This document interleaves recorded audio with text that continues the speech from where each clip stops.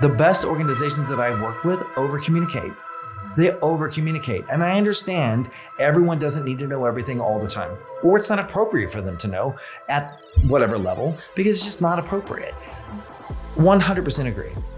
When there are changes that are coming that are impacting people, however, what's wrong with saying, this is what I know to be true in this moment?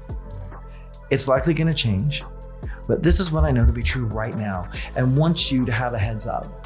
Right. But know that it can probably change, and it probably will. My experience is I've not had people come back and say, how dare you?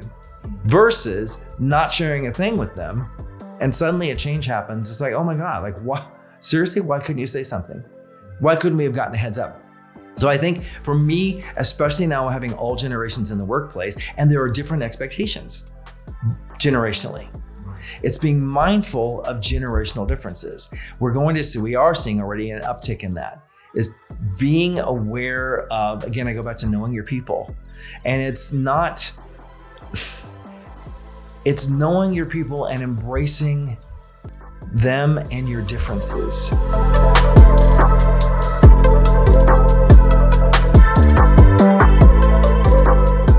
My name is Ibrahim Abraham Cisse. I'm the founder of Heliona IQ and host of Heliona Insight, the podcast dedicated to helping managers and teams feel better and work better together. The most powerful thing about Steven Patterson isn't just his career journey through industries like finance, healthcare, IT, architecture, and design. It's not the global reach of his work or energy of his workshops that bring people to life.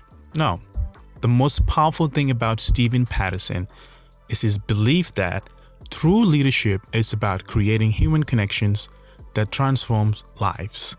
From finance to design, he's seen it all, and he's here to show that leadership isn't about managing tasks. It's about engaging people in a way that fuels purpose and growth.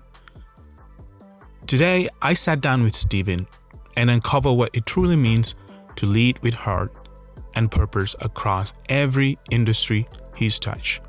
And before we get into it, I want to make note that we had an office Halloween party that day, the day that we recorded, and I totally forgot about it. However, I already booked Steven and I didn't want to cancel on him. So you may hear some noise in the background or some echoes, but I made sure that the audio will turn out very good so that you can enjoy this very important discussion between me and Steven. So, enjoy. Steven, thank you for being here today. Sure, thanks for having me. And what I want to start with today is, I read your bio and you had a line that kind of caught my attention, which is from grind to groove. Okay. And I've known you for quite some time, and you were very energetic, person.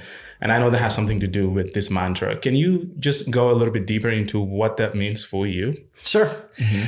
It's fairly recent that this, I don't know if I really call it an epiphany, but I've had this thought that I've had so many conversations with people.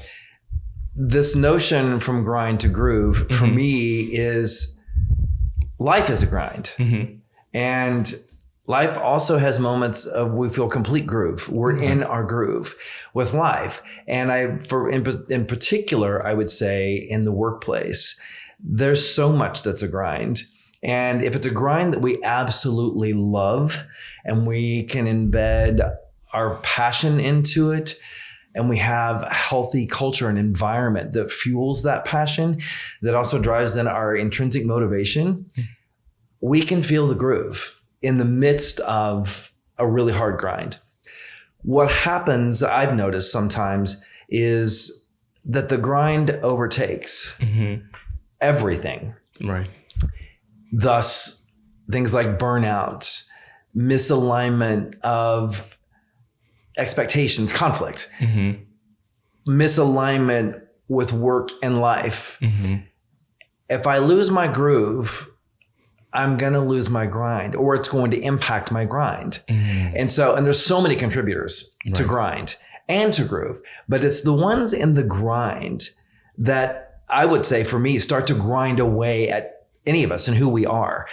So what I'm trying to do is strike the balance to have more of that groove space Because when we think about it, people talk about getting into the zone. Well, that's your groove space. And if I can be in my groove, then we're producing the best work, the highest quality output.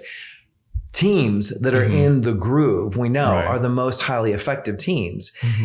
Rich dialogue, healthy communication, high transparency. They manage and work through conflict well together. All those things contribute to the groove. This notion for me hit of I really want to strive to get from grind to groove. And it doesn't mean I'm lessening. I don't care about the grind. No, I care about it more. I care about it so much that I want to have that groove space, because if I'm going to be innovative and creative, my groove space has less anxiety and stress in it. Then I can keep my innovation and creativity levels to where I want them to be, because we know that anxiety eats those two things for lunch. Right. And so that's where it came from. Does that help answer your question? No, yeah. That's, thanks for the breakdown, because, I talk to a lot of leaders on this podcast, and, the way that you explain that, it's very beautifully, and there's a lot of empathy in it as well. Because, you were letting people know, hey, it's okay to grind as long as you are in your groove. Like, how do you outline that when you were talking to a leader or like in a leadership context? How do you picture that, or maybe call it a framework? Because most of these leaders, they're like, what's the framework? Explain it to me. Sure. Give me a model. Show me what's it look like. The KPI. And pick a model. Because there could be any number of things. But to me, from a leadership perspective, anyone that's working with me or for me, I want them in their groove. And I don't want to do things or say things, even accidentally, that impact their groove. It's things like knowing that groove happens everywhere. I don't have to be at my desk to get into the groove, into my groove space. I've worked with people that start their day. I've been one of those people that start my day at a coffee shop.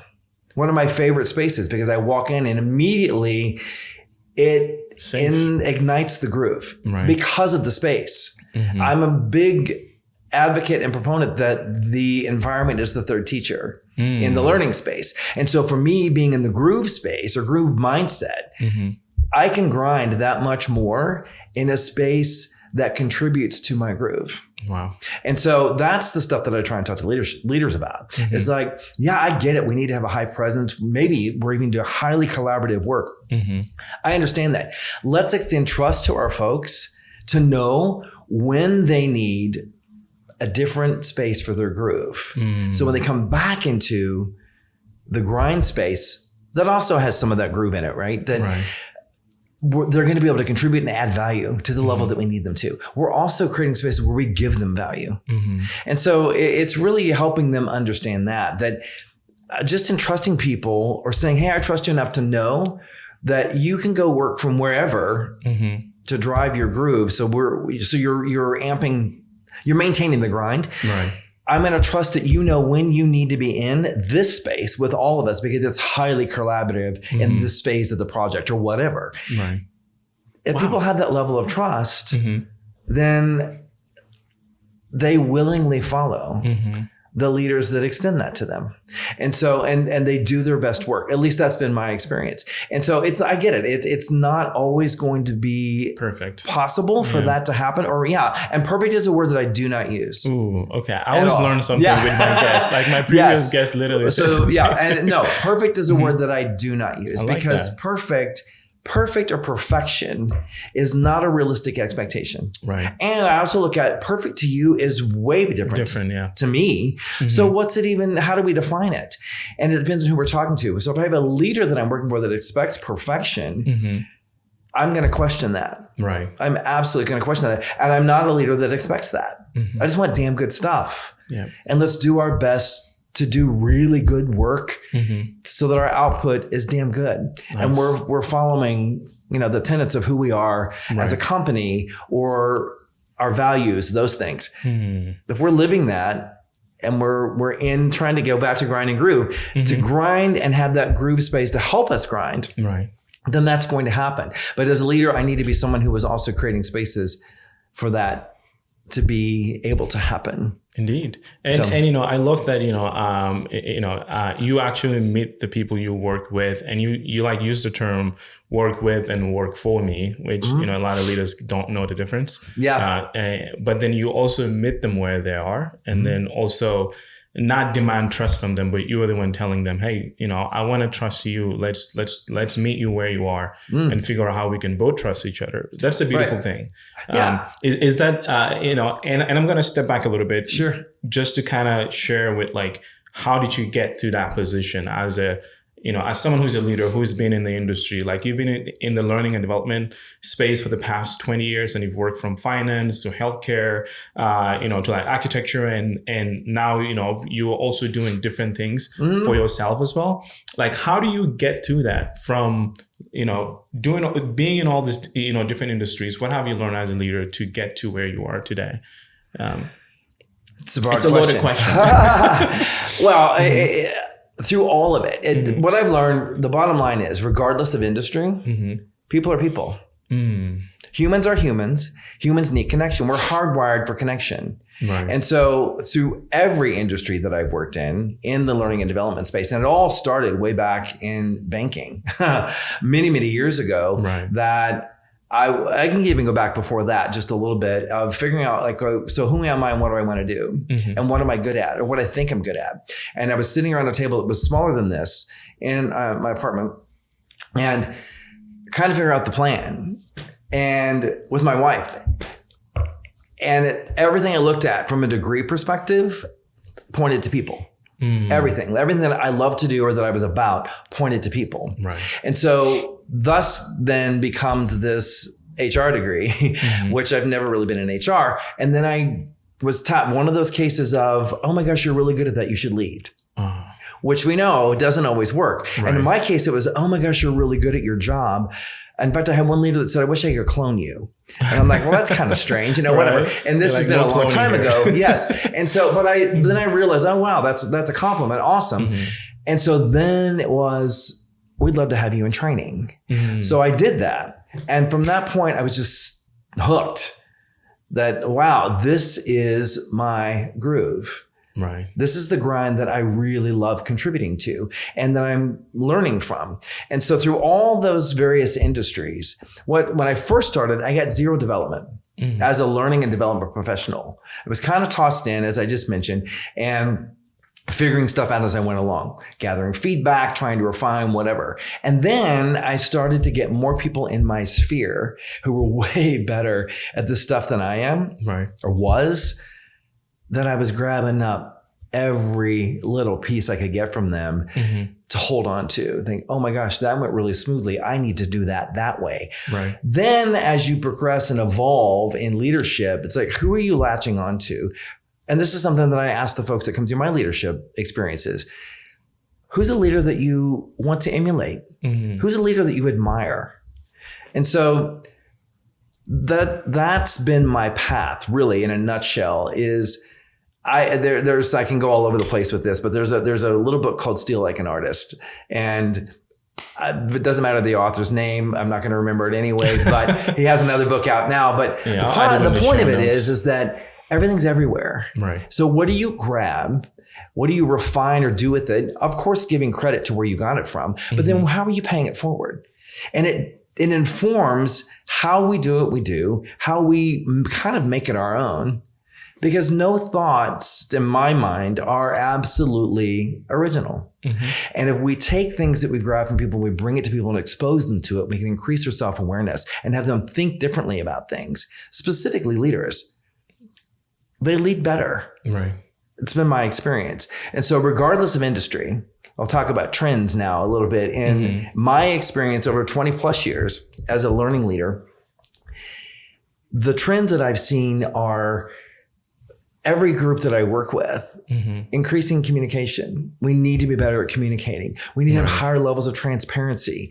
We need to realize that as leaders, we bring the technical acumen that we need to do what we do.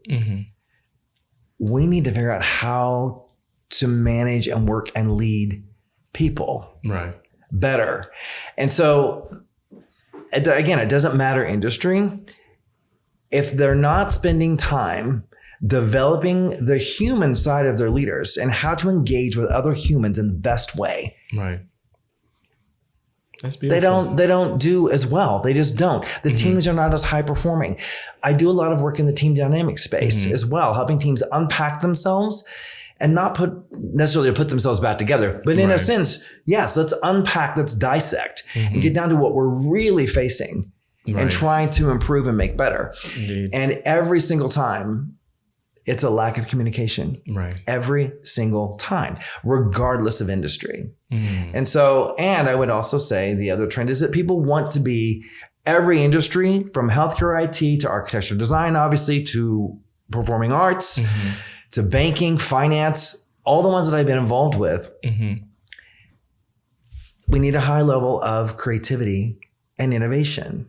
And it doesn't mean I have to be an artist. I have to be in theater. I have to be an architect or a designer. I have to be innovative and creative to critically think and to solve problems. And so when I say that, I don't want people to think, okay, creativity and innovation, well, that's only certain industries. No, it's not. We have to bring those things, or have those elevated, regardless of our work in our industry, in the learning space. Yeah. I'm not drawing pictures necessarily, but I am developing content and thinking about experiences that I'm creating for other humans. I need to be innovative and creative and solve problems and to think critically about how I'm going to do that the best way. I can't have massive doses of anxiety or stress coming into my sphere. It's going to minimize those things. Yeah. No, and you know, as you were talking, especially like sharing your entire experience to where you are today, like one thing that I like hearing is the consistency that you've have as your foundation, like which is always open to learning, always being creative, and then just understanding that I don't have to be creative to be creative, but just being open-minded about being creative. Like, how do you maintain that going through so many different industries, especially finance? I went to school, I literally went to school for finance, but now, I literally did every kind of creative, space to where I am today. And I make sure that I have that.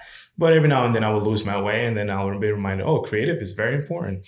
Well, in your experience as a leader who has maintained that same consistency, how do you go about that to make sure that you don't lose that foundation of like, hey, we need to be creative, doesn't matter what industry that we're in?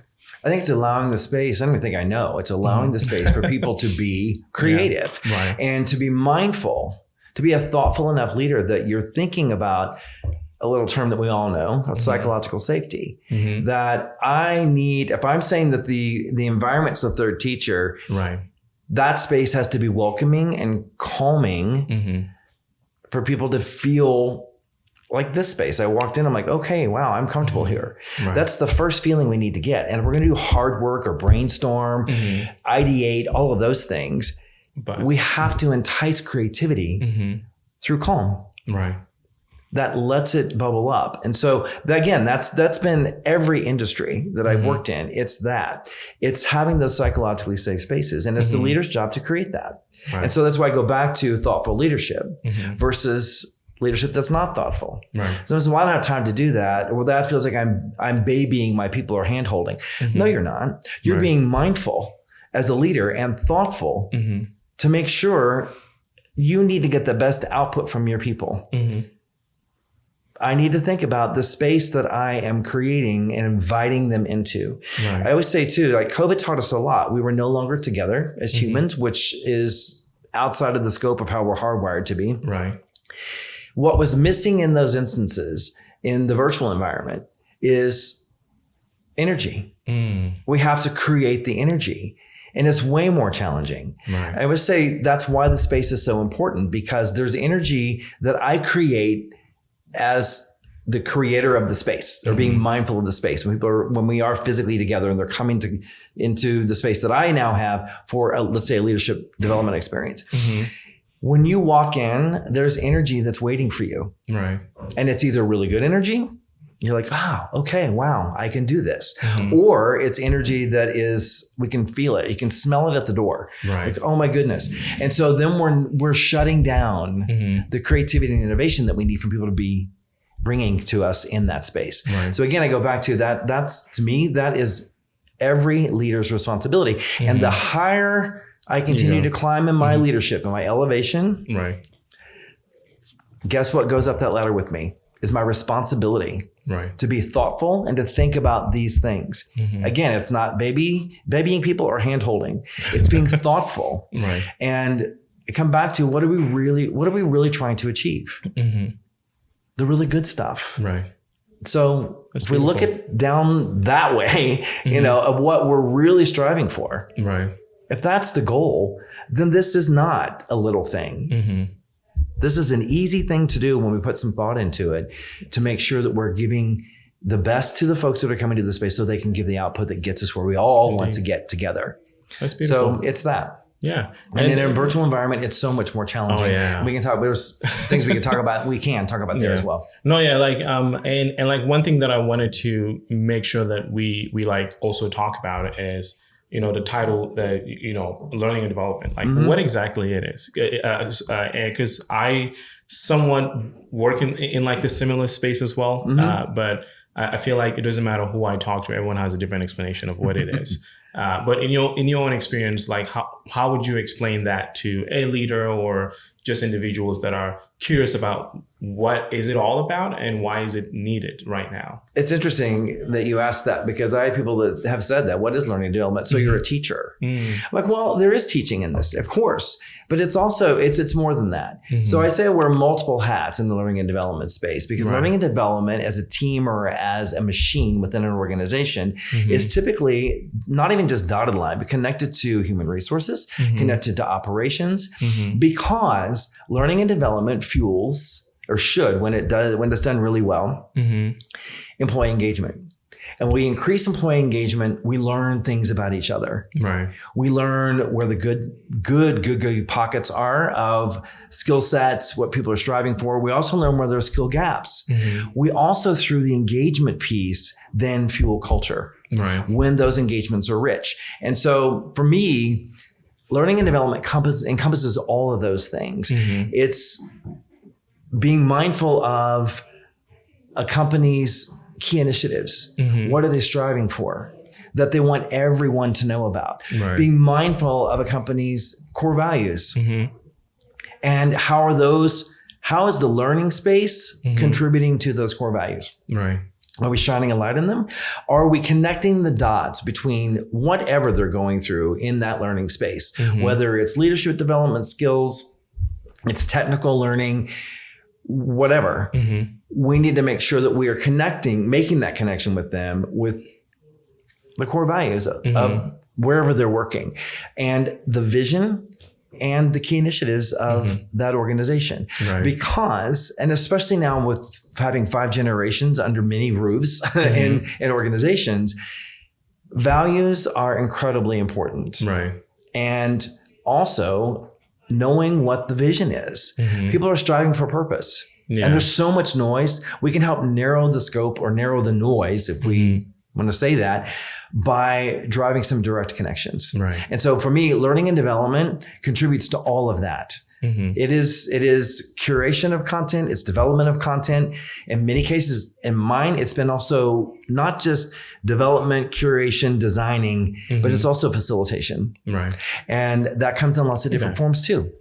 From workshops to facilitating meetings, brainstorming sessions, team dynamic sessions, like I mentioned before, workshops. All in the spirit of helping people grow and do their best work. Huh. Well, I'm glad to hear that in like corporate America, they're still taking care of teachers because that's a very good thing. And I'm just gonna put this out there: if you're ever looking for a co-founder role, just like hit me. Nice, yeah, because it sounds very plentiful. Because I think it's such a much needed thing right now, especially with how diverse the workforce is. People from different backgrounds coming together, wanting to work together, but then not really understanding each other. And there's always conflict. And I know that's an area that you like specialize in like conflict, to make sure that people are not having conflict within the workforce. Like, why do you think, having a learning and development in the work space, especially for conflict, is important, and how do you like, how exactly does that look like? Because especially now we're in a very messy time in the US with the election coming up, people having that identity in in whatever they believe in, and having such strong opinions and not wanting to let go. And we don't have to get into the politics, like if you see that in the like the workplace, how do you go about that? I think the thing to keep in mind is that whether we talk about politics or not, and we won't in this space, which is great, we have to be mindful in the leadership space, in all spaces, that is part of the noise. And it is something that contributes to what our people walk through the door with. And I'm talking from a mindset perspective. How able are they mentally, emotionally to pour out their best when all this stuff is going on? That's also taking brain space. And so I'm not saying we talk through it with them necessarily because it's very personal. I understand that.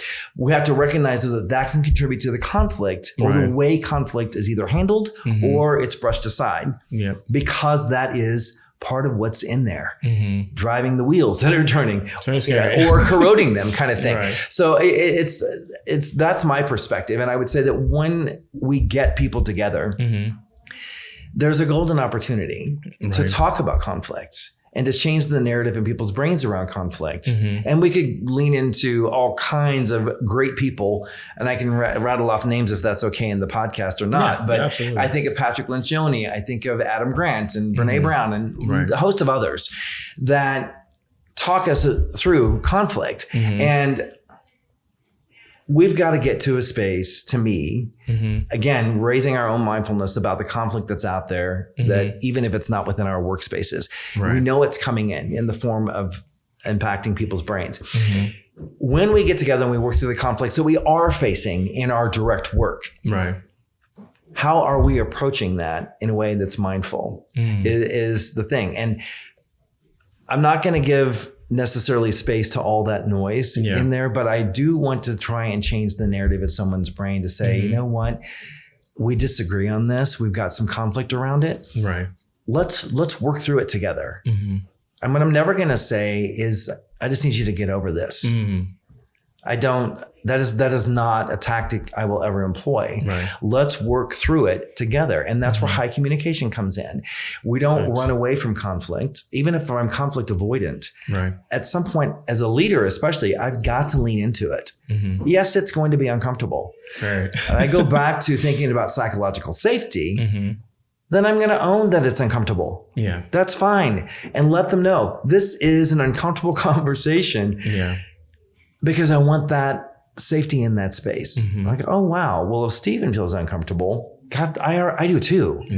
Cool. Let's come together then in our discomfort and work through this to get to a more comfortable space together. So I want to look at conflict through the lens of curiosity. What can I learn from it? Conflict can be very healthy. It's in how we handle it.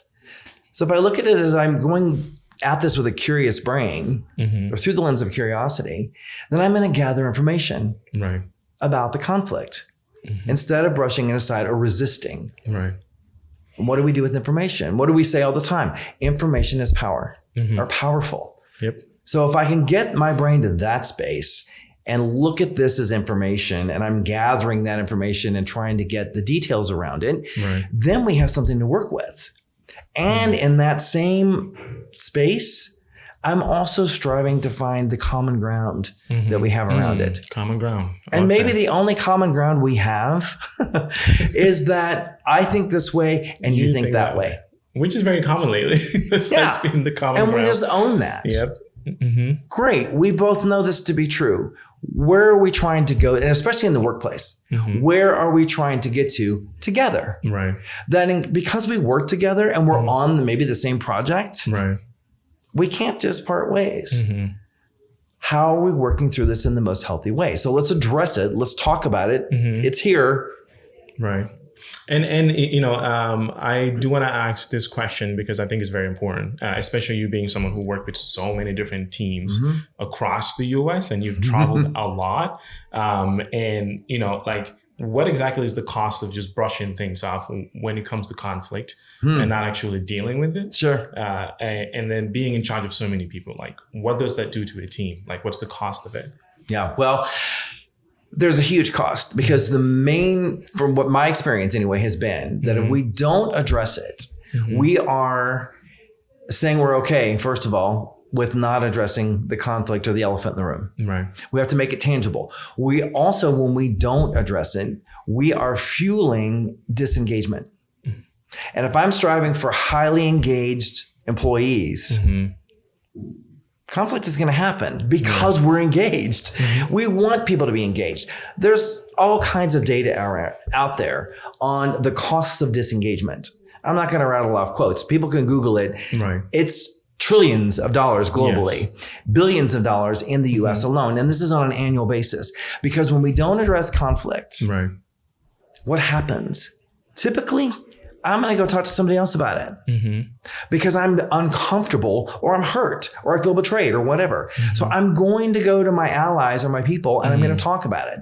That pocket of time has now just reduced not only my own productivity, but anybody else that I brought into the narrative or the conversation. Right. Thus, the billions of dollars that are lost. Yep. And so then if it never gets addressed, we don't talk through it, work through it together, I'm driving disengagement that much more. I don't want a disengaged employee base.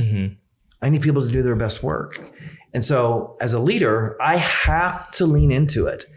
And we've got to work through it together. But it's my job to kick that off in a healthy way, the healthiest way that I can. It's not easy. Maybe I'm super passionate about it. Maybe I don't agree at all. Or I want to run in and just start bad-mouthing whomever. Yeah, that's I go back costly. to, again, psychological safety. I'm going to crush it if I do that. I also send a very clear message that if things don't go my way, I'm going to talk about anyone and everyone that created the thing that's now out of the scope of how I wanted it to happen. Right. Is that the message I want to send to my employees, that if we don't get what we want, that's what we do? Or I go in and say, we've got some ideas to come up with. Right. You all have a boatload of experience. You're super creative. I'd love to hear your thoughts on fill in the blank. Right. And then we start to get there and get those ideas on the table and now say, great, there's a change that's coming. Blah, blah, blah, blah, blah. Then we fill in the blank, right? Now we're off and running someplace. Indeed. I've got seconds to think about my approach. Right. And the first words that come out of my mouth drive the experience. Then it's either in a very positive way. And I say positive, meaning I'm not saying we're all skipping down the street. It's not rosy. I'm not talking about it. I'm saying a very positive way that equals productivity. Or it's not positive and I'm crushing productivity. Right. And I'm shutting down highly creative and innovative people. I don't want to do that. Indeed. It's hard. It's super hard. Right. Because we all have a pulse. Right. And so if anyone says they're infallible or they never make mistakes, I'm gonna play my BS card, right? And so we have to own that. And so that should be driving our approach as much as possible. No, thank you. Yeah, as we were talking, like one of the things that keep popping in my head is like empathy in the way you lead, in the way you work with people that work for you or work with you. And it's something that I making it a very big foundation for this entire company, the podcast, because I think there's a lack of empathy when it comes to leadership. Everyone is talking about productivity, which, you mentioned productivity, but it's like, you were like, this is what we need to do to meet people where they are, make sure that they're safe. In the things that they do and the way that they talk to us as leaders and making sure that we have the psychological safety. But one thing I always hear is empathy. And I would love for you to define what psychological safety is, because it's a term that I hear a lot in corporate America nowadays. And I know what it means because I talk to leaders all the time and I had to look it up the first time I heard it. I was like, wait, psychological safety? What is that? But I would love for you to like define it in your own terms. As someone who works in this space. For me, psychological safety is when I am in the leadership role, it is me creating spaces where people know that it's okay. There are no ramifications for saying, you know what? I effed up. I made a mistake. Right. Or I don't know the answer. You know more than I know. I'm not the resident expert. Yeah. It's not walking into a room and beating my chest about X, Y, or Z. Right. That's not it. It's the space where we can all show up whole or wholly and admit when we don't know something or that we've made a mistake. Right. It's really that in a nutshell. It's being keenly aware that those spaces for us as leaders is when we get the best from our people. And when we find out really quickly when things have gone off the rails. What are the ramifications if we don't do that? Indeed. How many of us have experienced not finding out about a problem until it's way too late? Or God forbid it's grown legs now and it's gone outside of our organization so that it's out there. Now we've got reputational risk.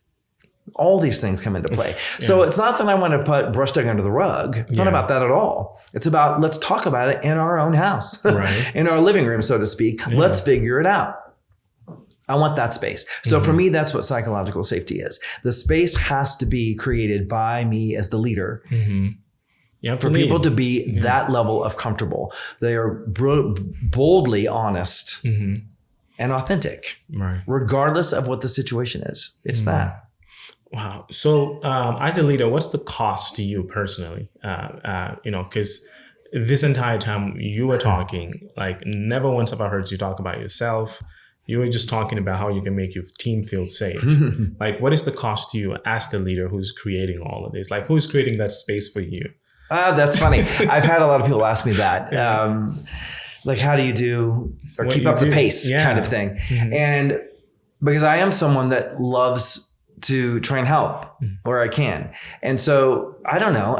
For me, I get fuel from that. And I know some people don't, and I respect that. Right. I also think that what I've learned over time is that you mentioned empathy, and I know that you're the chief empathy officer, which I love that, is that it kind of goes into servant leadership or just trying to be a thoughtful, mindful leader and knowing your people. Right.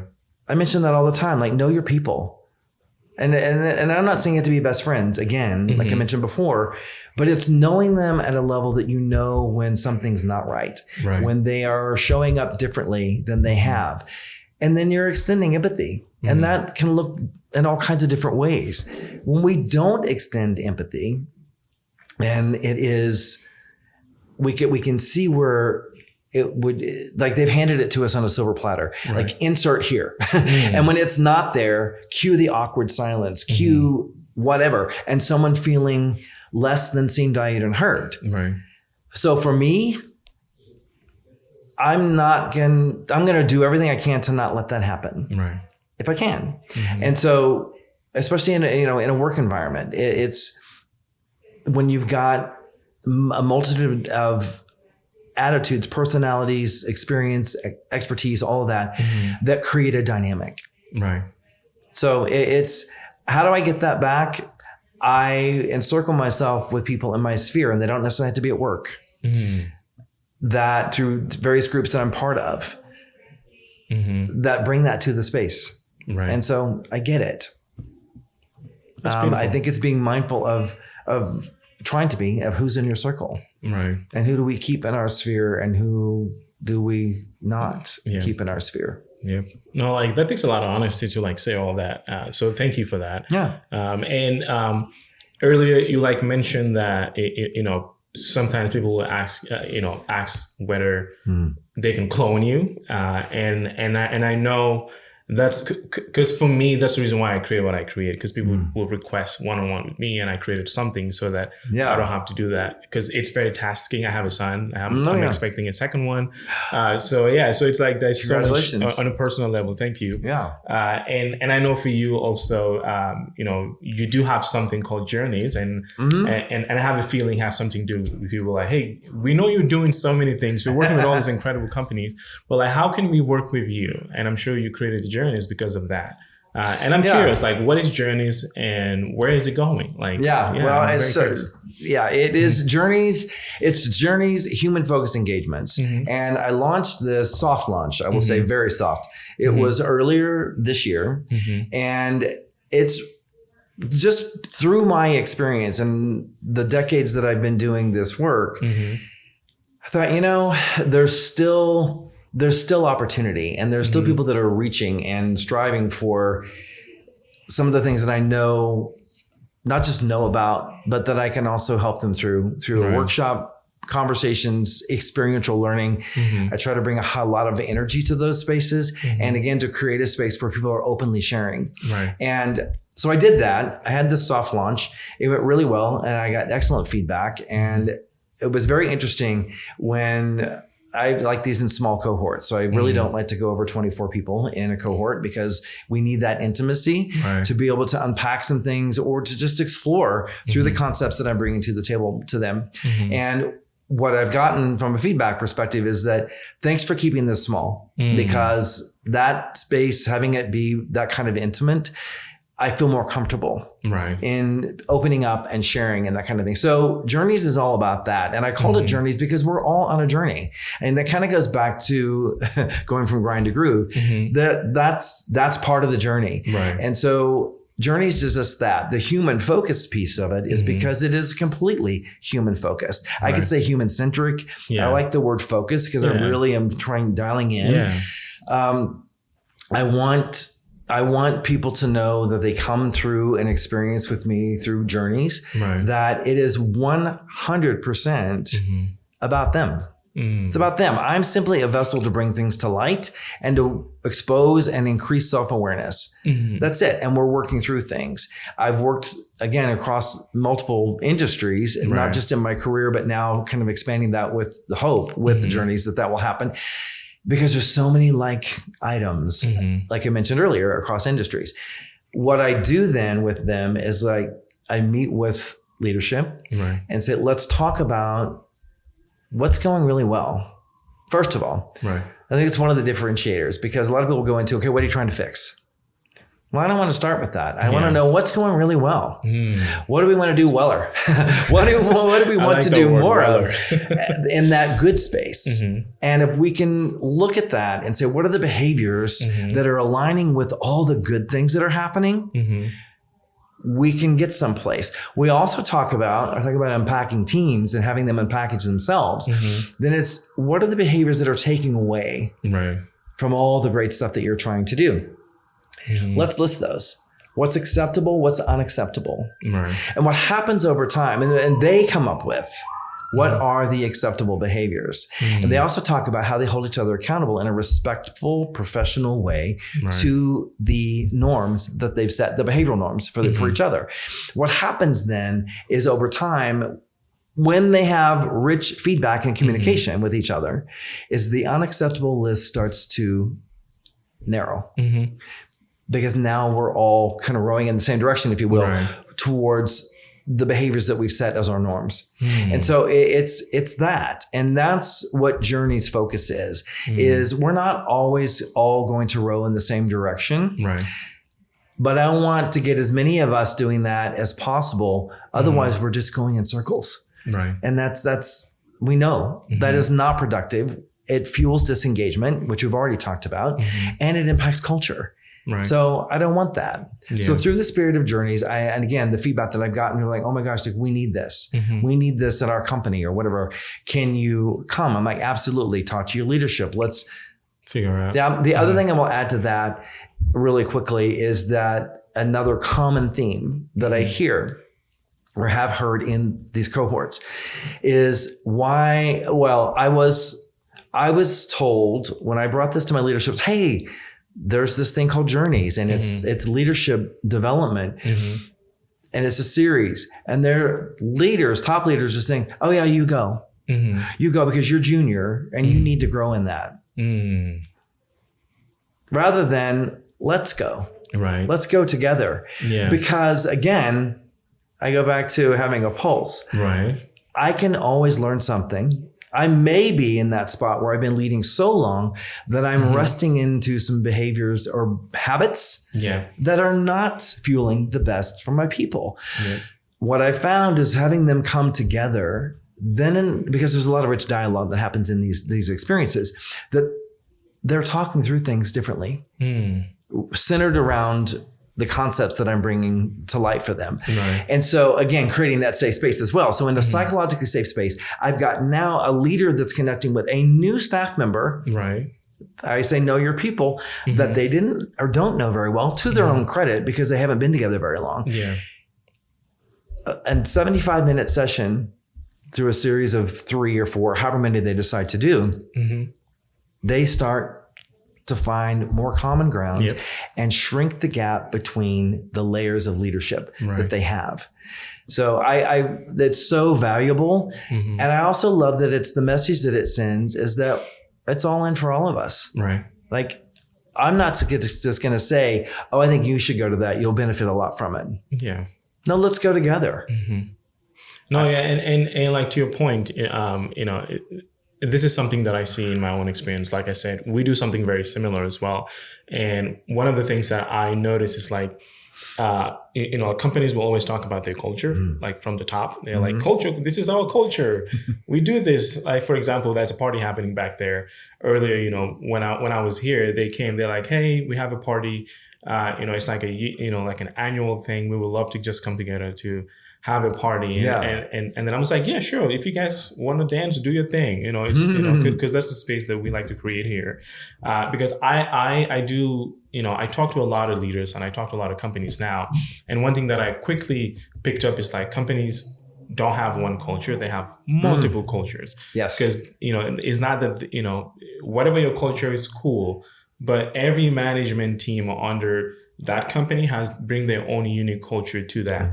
And in your own experience, how do you help like leaders identify that and be mindful of it, just to know that they don't need to force their own culture on every individual manager, and make sure that they understand what the main culture is and create subcultures that support that overall culture. Or maybe you have a different perspective. It's a delicate dance. Yes. And I know that in my experience anyway, there's always an overarching culture.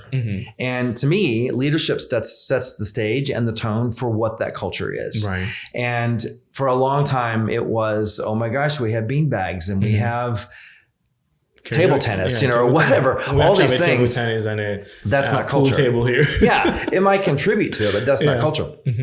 The other thing that I know that I found in my experience too is that people don't want to define culture. This is our culture, X, Y, or Z, because in some ways it feels like it's going to minimize the culture, or we're putting it into a box, and we're not leaving space for additives to the culture. Right. The other thing I will say is that I'm not a proponent of or an advocate for the phrase, we're hiring for a culture fit. I want a culture add. Yeah. And I think that's incredibly important. That yes, I know we have a culture that someone's going to be stepping into. And I go back to they're stepping into energy. What's waiting for them? What are they adding to that energy, or they're taking away from it? I want an add. I want a really good positive add to energy and to the culture, because that fuels the culture when the energy's there. So I look at it through that lens. And so I also, to your point, that yes, there are subcultures within every organization I've worked for.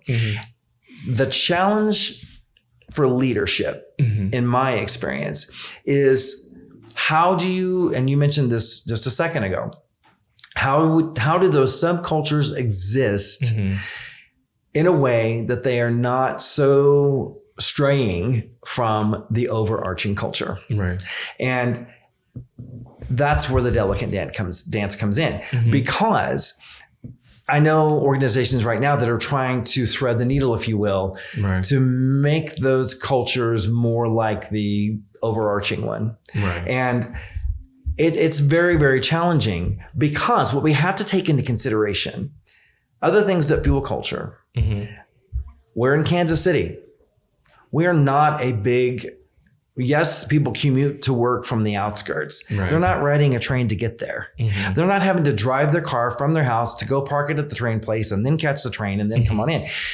That's a very different experience, but it also fuels the culture. Right. Is the city an active city? Mm-hmm. I think of parts of our country where there are very, very active cities based on their geographical location of things that are just naturally there to do. That also fuels the culture. Maybe I bike to work. Maybe I scooter to work, or I walk to work, or whatever. I'm not saying those things don't happen in Kansas City, because they do. That all contributes to it. So I don't want to take away localized culture. Right. Or the localized things that contribute to the culture. What I do want to look at is, again, I come back to what we talked about earlier, is the core values of the firm, right, or the organization, whatever. What are those? And what is the culture that upholds those as the pillars of that organization? Right. And then to start having those conversations across the entire organization, regardless of how many locations you have. It's having those conversations, which comes back to shining a light on key initiatives, vision, and core values.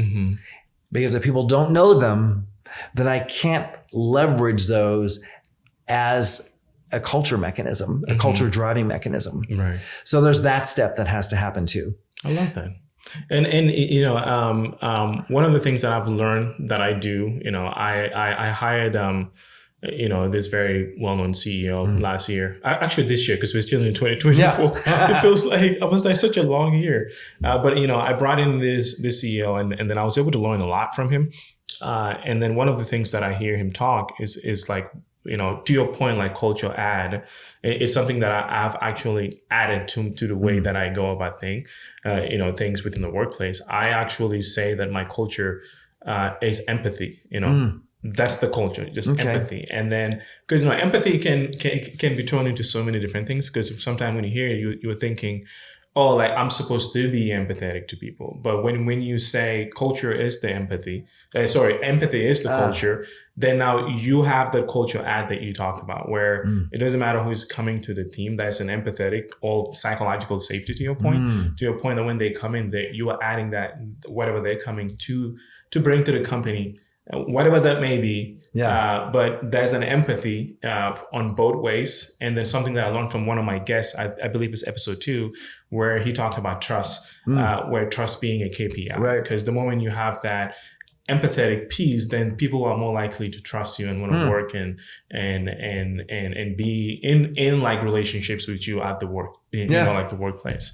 Is that something that, you know, I guess my question is, what do you think about that? Because it's something that I'm kind of like experimenting and see, you know, make sure that I'm not being like, oh my God, yeah, I'm empathetic, you know, come and take over, you know, I bring whatever you bring. For me, my experience has been that people teeter on this seesaw of empathy, where they're all in or they're afraid of it. Right. And what you just shared, if someone's new starting a team, I think if you're leading with empathy, that's incredibly important, because if we're trying to drive, there's so much, you know, DEI and DEIB, specifically the belonging piece. And if I'm trying to drive belonging with a new team member, then leading with empathy when they show up, for me, looks like I'm empathetic to the fact that they are new and this is a new experience. Right. For most people, it is a space of vulnerability / courage to be the new kid on the block. I had this experience years and years ago. I'd been in a role for a long, long time before I left to go to a different job. And I knew all the answers. I was the one that people came to for all the stuff. I left and started with a new team where I had to be the person asking all the questions. Because I was no longer that person at that same level anyway. That felt really strange. And I felt very vulnerable in that moment. And you can start to feel weak, or you can have imposter syndrome set in, all those things. Having an empathetic energy and team waiting for you when you get there that recognizes that They don't have to talk about it necessarily. They say, oh my gosh, you're new. If they do, great, if you have that relationship. But you talk about building trust. Right. This is driving someone's comfort by recognizing their experience and seeing them for who they are in that moment. Yeah, that's huge. the empathy piece for me. That's total empathy. Absolutely. And so it changes, hopefully for some folks, the narrative around empathy. Right. And empathy never says I agree with what's going on necessarily. Yeah, absolutely. Yeah. I'm empathetic to this person is brand new. Yeah. To our team, to the firm, whatever. That's a space that by its very nature it's a vulnerable space. Right. And if I can have that in my brain as someone starting, I can think differently about what's waiting for them when they show up. No, absolutely. And I now go by the chief empathy officer because about 4 years ago, I had a massive team because back then I was running an agency and then we also had a production company attached to the, paid media agency. In my generation, we did really good at that. Like most of the people in my age group, we've all have some kind of agency experience where we did advertising because we grew up in the age of the internet. And literally within 6 months of running that company, I had all these massive clients wanting to work with me. And I was like, oh my God, I'm awesome. I'm this and that. And then I just quickly hired so many people and probably 80% were all my friends that I just brought in. And I made such horrible decisions, so many bad mistakes. But I also learned that I had zero empathy towards my team. Like the moment someone mess up and I'm just like, it's your fault. I brought you guys here. This is my table. I was a horrible boss because, I was way too young and I had no responsibility running that massive team. But I had to go through that to become the chief empathy officer today because I realized that empathy is not about like just, to your point, just accepting whatever people say. It's actually very, challenging. You keep people accountable. Because now when I work with people, I'm telling them, hey, I'm going to be empathetic to your situation, to your point, and I've created this space for us to cooperate, to learn from one another, but we're also going to keep each other accountable. To me, that's what that's what empathy means to me now, because of all of my past failures. It was intense. I'm sure. It sounds like it was intense. Well, I would say that you fuel accountability when you extend empathy. Because people feel seen and heard and valued because we are extending empathy to them for what their experience is in that moment. I'm seeing them, truly seeing them. And so when you do that, we automatically have some level of common ground. We can start establishing rapport and we can start building trust. Right. Wow. I mean, I feel like I can keep talking to you for another hour and we're already over an hour at this point. Oh, really? That's crazy. It's gone so fast. But yeah, I do want to know this though. Like, what does the future of workplace look like to you today? Like, what do you think the future will look like in the next 5 years for just like workplaces in general well-being or learning or both of them. So learning and also well-being as well. Because I think both plays, a big role in just, psychological safety based on our conversation. Because people want to work in places that they can learn, but also feel safe. I think that you hit the nail on the head. And I think that so much, I don't think I know. I know that since COVID, so many things have changed. I mentioned earlier, we have all 5 generations under roofs now in organizations. To me, and this is just my thoughts, not the world according to Steven Patterson, right? Because there's so many people that are way, way better at all things that we've talked about in this space than I am. Empathy, seeing people, creating spaces that are psychologically safe, where teams can thrive, having high communication, high transparency. 20 plus years, I've heard it consistently. I just wish they told us. Why can't they let us know? The best organizations that I've worked with over-communicate. They over-communicate. And I understand everyone doesn't need to know everything all the time, or it's not appropriate for them to know at whatever level because it's just not appropriate. 100% agree. When there are changes that are coming that are impacting people, however, what's wrong with saying this is what I know to be true in this moment? It's likely going to change. but this is what I know to be true right now, and want you to have a heads up. Right. But know that it can probably change, and it probably will. Right. My experiences have not had people come back and say, how dare you? Versus not sharing a thing with them, and suddenly a change happens. It's like, oh my God, like what? Seriously, why couldn't you say something? Yeah. Why couldn't we have gotten a heads up? So I think for me, especially now having all generations in the workplace, and there are different expectations generationally. Right. It's being mindful of generational differences. We are seeing already an uptick in that, is being aware of, again, I go back to knowing your people. And it's knowing your people and embracing them and your differences. It's not letting things fly out of our mouths. Maybe calling someone kid at work, or, because they could throw back boomer. Right. How's that going to feel?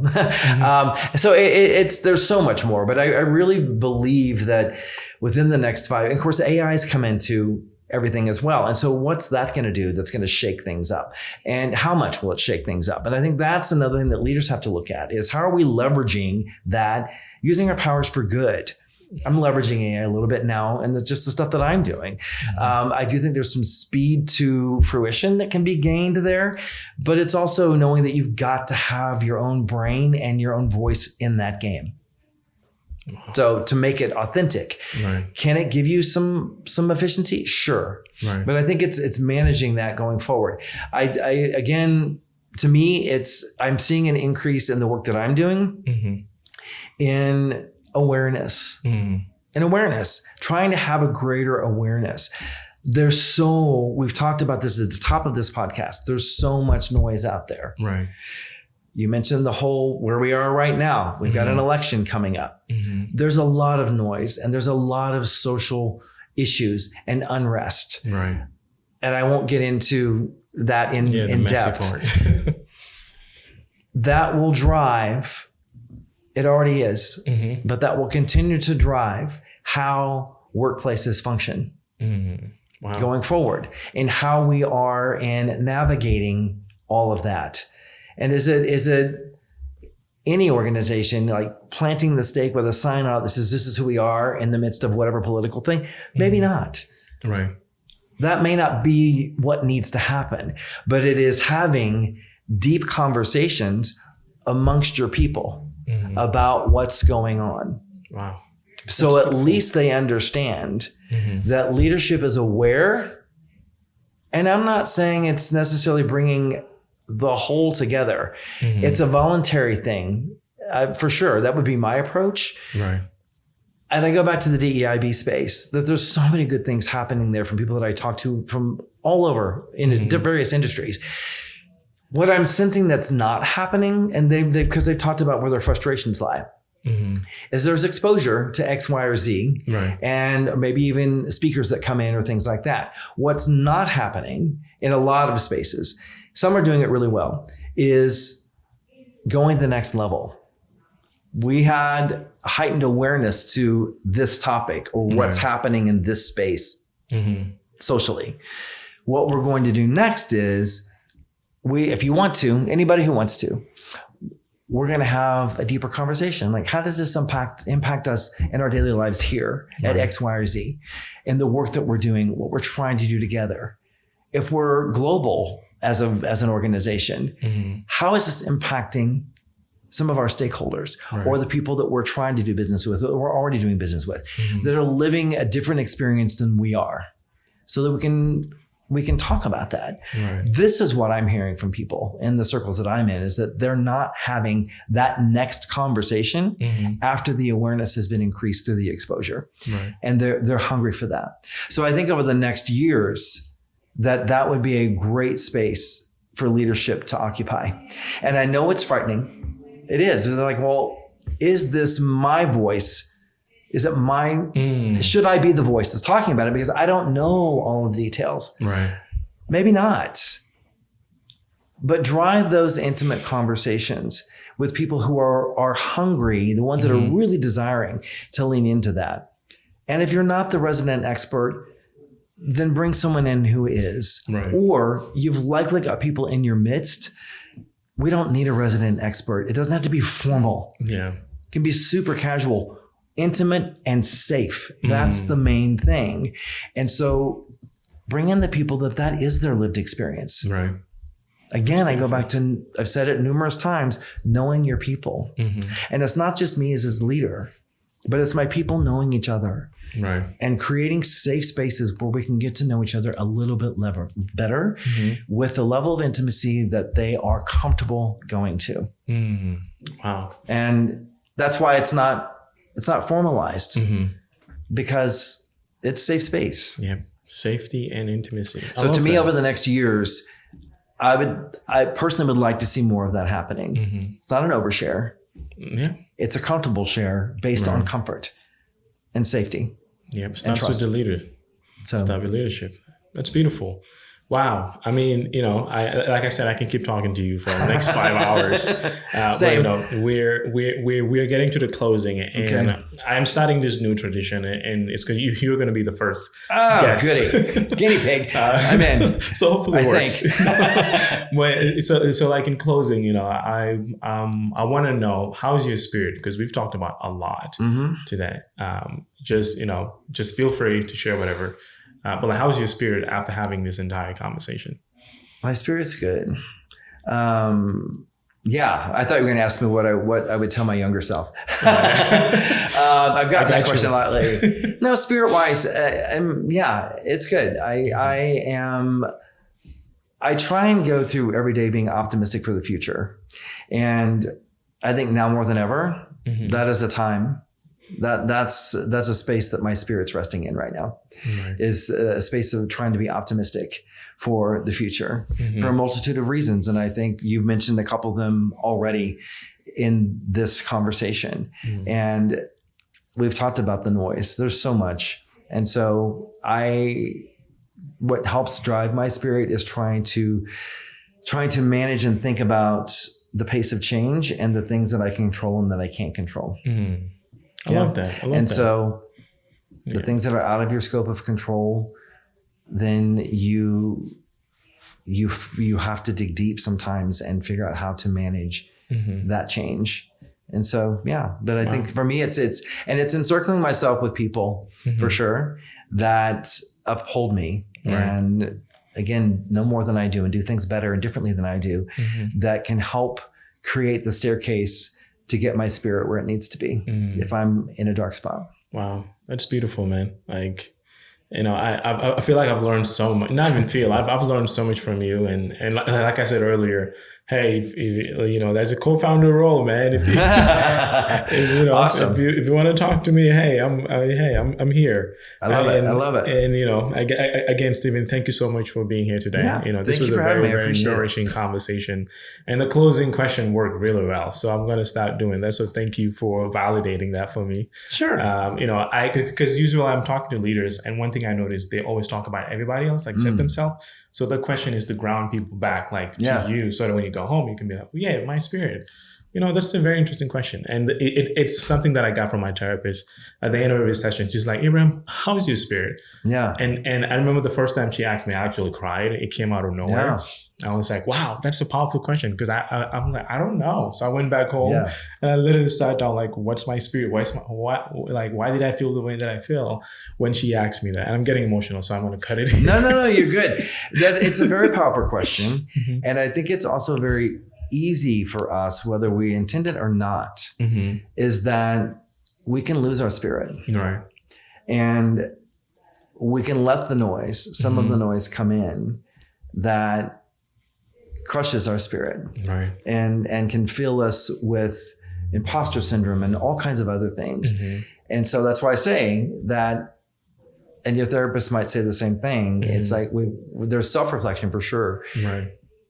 For me, it is encircling the people that I know I lean into because I value them first of all, but I respect them and I trust them, but I also know that they know more, do things differently or better, whatever, that I can have those conversations with that does help.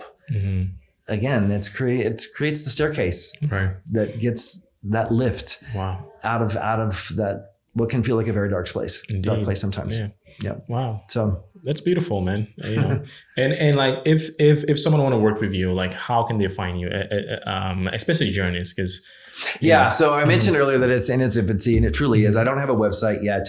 I did the soft launch. I wanted to gather feedback, which I did. I wanted to make some refinements, which I've done and am doing continuously, and consistently developing new content. That's when you know you were doing the right so thing. really it's reaching out to me on LinkedIn would be, I'd say, the primary right now. Eventually what I want to do is have an Instagram for journeys. There'll be a website at some point. But I'm taking it at a pace that's consumable, and I want to do it in the best way that I can. Right. So there's that. I'm not rushing. No, I mean, you know, I'm totally with you, because with the Freedom Project, you know, that's the name of the company, Heliona. It used to be Freedom Project. I just was doing something on the side, and people kept telling me to do more. And that's when you know you're doing something good. But I did it for 7 years without zero branding. It was just around my own personality. And then eventually I was like, all right, I'm burnt out. So I created a company to do it. So no rush at all. It's just something that, you know, even the name Journeys, you're in the journey, you're in the process, you know, the fun is in the process as you develop. So I'm very excited to see where it goes. And I know we're going to work together with what I do with Heliona on my annual, summit that I do. I do 4 summits throughout the year, and, you know, I always bring in experts like yourself to actually, you know, help me moderate those rooms. And then, you know, because I want it to be a very safe, where like managers can come in,